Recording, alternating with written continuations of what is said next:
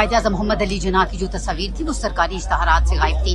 क्या कहते हैं कि क्यों इतना बड़ा जो है ये वाक़या पेश आया? नहीं, ये मैं देखें अभी वो हमारे जो अपने हैं उन्होंने मिनिस्टर साहब ने बात की है, जवाब दिया है। ये कुछ इंडिविजुअल जो इदारे होते हैं वो चीज़ें बनाते हैं, लेकिन इस पे ज़रूर एक्शन हो रहा है।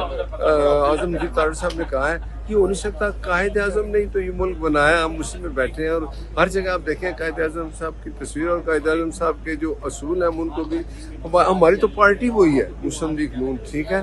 तो अगर इस पे आप देखेंगे कि जिस इदारे ने जो कुछ आपको पता है ना, कोई सूबाई इदारे हैं, कोई पर्सनल वो इस तरह के कोई इश्तहारात देते हैं तो उन पर एक्शन ले लिया गया, आपको नजर आएगा कुछ। तो सर सिविल अवार्ड से आप सेटिस्फाई हैं? जिन जिन लोगों को दिया गया, मुख्तलिफ जमातें जो हैं वो तनकीद करती नजर आ रही हैं, जिन जिनको नवाजा गया सिविल अवार्ड से। देखें, सिविल अवार्ड एक कमेटी बनती है, जिनको वो नॉमिनेट करती है, उनको अवार्ड दिया जाता है। एक अच्छी बात है, मिलना चाहिए। जिनको नहीं मिला हम कोशिश करें उनको भी दिला देंगे।